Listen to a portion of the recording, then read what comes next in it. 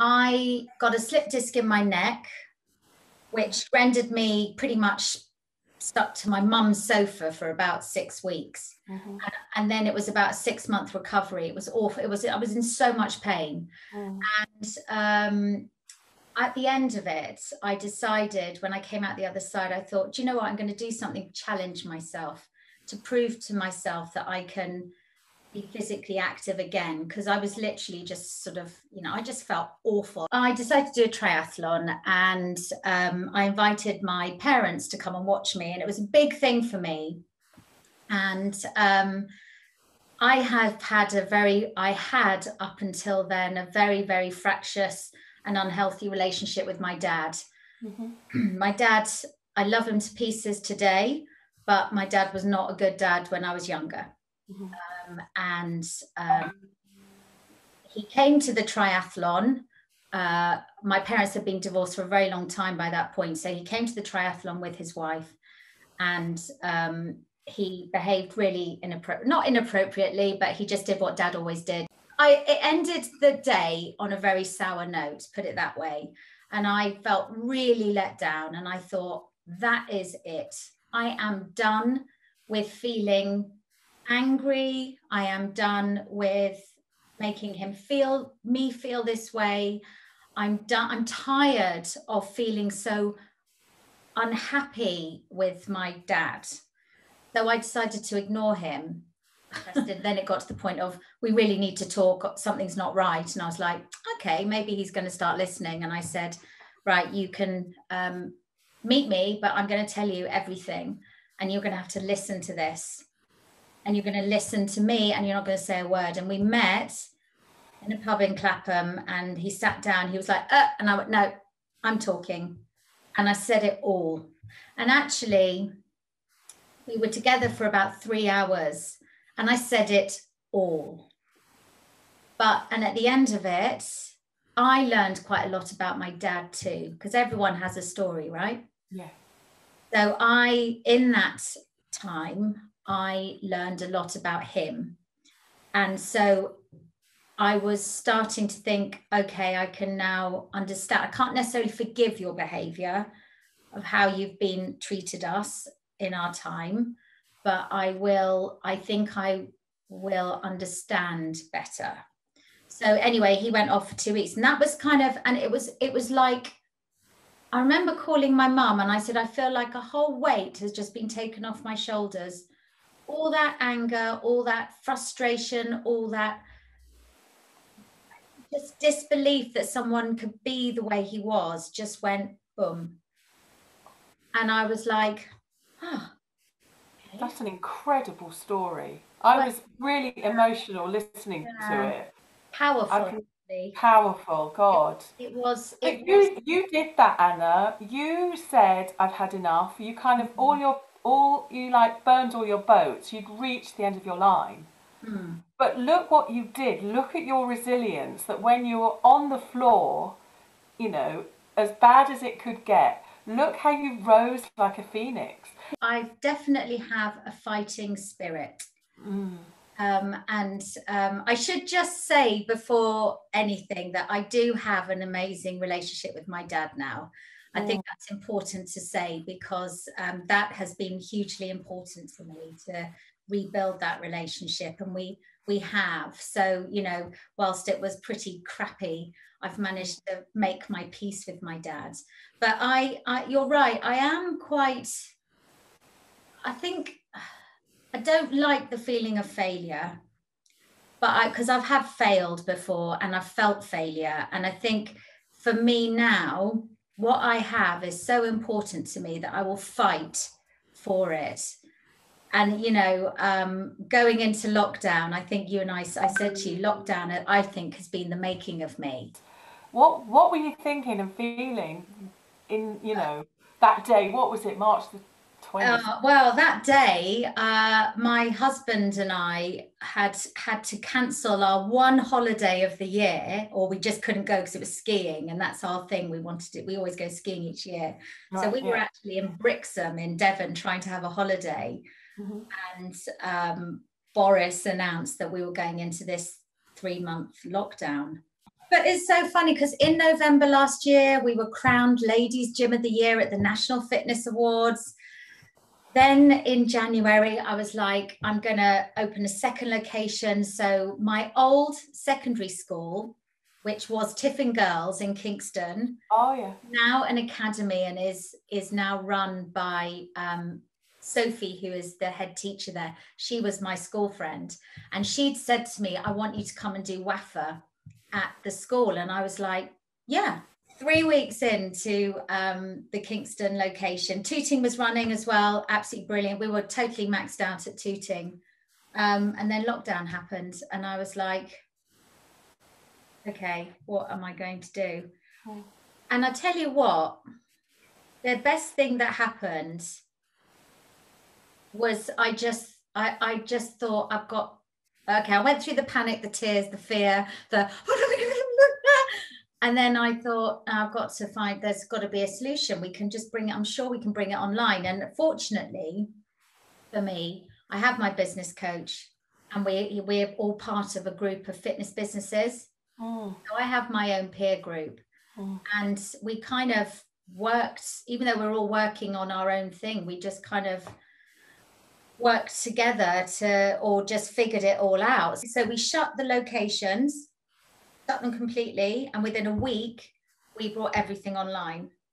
The coaches, they were amazing. The team, we all just, and that was the real, I was so proud of how, you know, Lorna and Natalie and Michelle and Tashi and Sally's not with us anymore, but we worked together and made it happen. I lost a third of the business. But since then, we've really evolved the business, and I am really proud of what we are delivering today. I think we are continually evolving. We're always changing. But I think that lockdown, I think, has been the making of me in the person I am. Looking at you today, talking to you, I feel that I can do anything now, really, because I had proper, the business it's been difficult the last couple of months, and I am not letting it bother me. I'm like, just hang in there. I had fear. And my husband and I were talking about this yesterday. I had about 2 weeks, and it was in the summer, and I didn't know whether to open the church hall or not.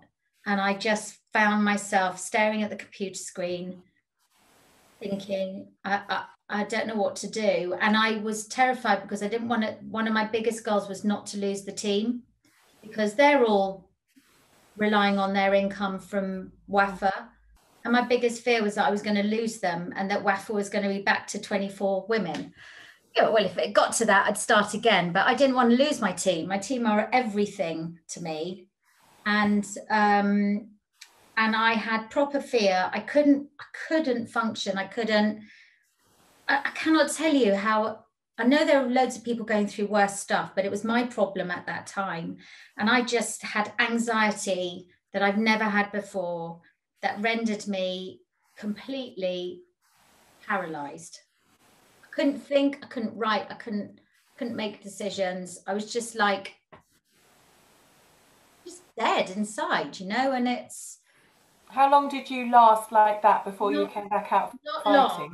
Not long. I reckon it was I think it built up, it sort of went up over 2 weeks and came down, and it was a 2-week period where I kind of went and then I was like, right, okay, you have got to make a decision now, because you can either sit here and do nothing and have nothing, or you can start making some freaking decisions.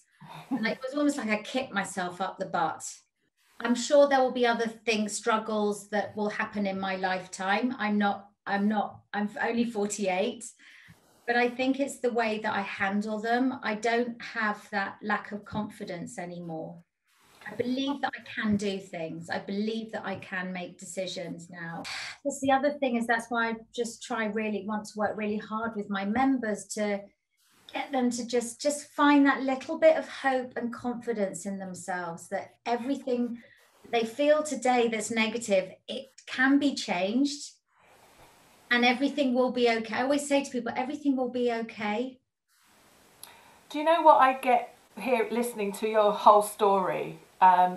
You know, from your early days, you described, you know, whilst you were struggling though, you always had your friends and you were, you know, the party, not the party pooper, the opposite of that. Party animal. I was party animal. Party You were the animal. party animal. And then, you know, when you did your 24 women, you had a group of women around you, and you describe your team as now you're sort of like your absolutely wing women. And what I know about women is that we need community to help us grow. We need support. We can't do it on our own. I think it's unusual if a woman can sort of make her life flourish as sort of like as an island. But I do know that women, when women support each other in a positive way, in a community, they absolutely flourish. And I can hear from you that you've had your people around you, and that's enabled you to, you know, even your business coach as a starter, and then your, you know, your group work at the track, and then, you know, now your team. And that's what's enabled you to, you know, drive and have a passion to keep this business going. But it's also true of the women who probably take part in WAFA, that, you know, when they come along, and as well as all the really strong messaging that you give them, but I suspect it's the other women as well who kind of get them over the line, so to speak. Definitely, 100%. Yeah. And actually, I hadn't realised how much women do need to feel that they are part of something.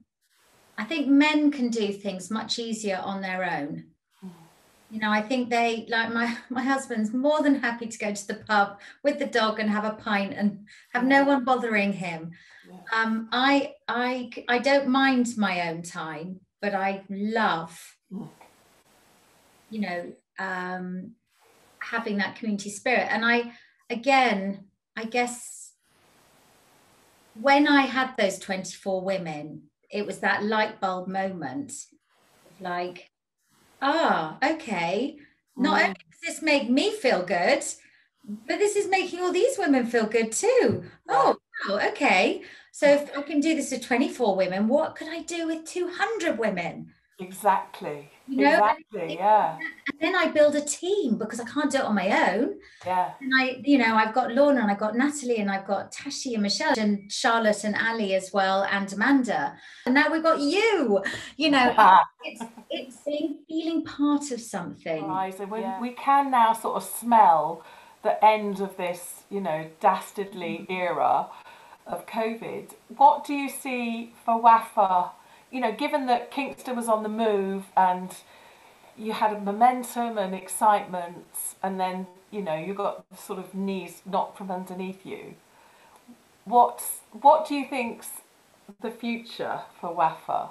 Well, I think I feel we will grow again, but I feel that for now I am not going to make any rash decisions. I need us to get out through the next couple of months, because it's going to be tough, but I feel very positive about it. I feel like we're going to come out, and 2021 is going to feel a very different year for all of us. So, you know, and I'm really excited about it, but I don't think I can make any grand plans until I feel like we are back to a stable place again. And you know, everything is very unpredictable at the moment. So I'm happy to just carry on as we are for now, put all the wheels in motion for when we're ready to go for it, which I am doing with the team. For now, we're just kind of hunkering down and get through the next, you know, few weeks. But I'm so pleased that we have got a vaccine. I think it will help. You know, it's been a really difficult year for people. We've lost a lot of our members. We've gained new members, but we've lost a lot of our members. And, you know, I really genuinely hope that they're able to come back to us at some point.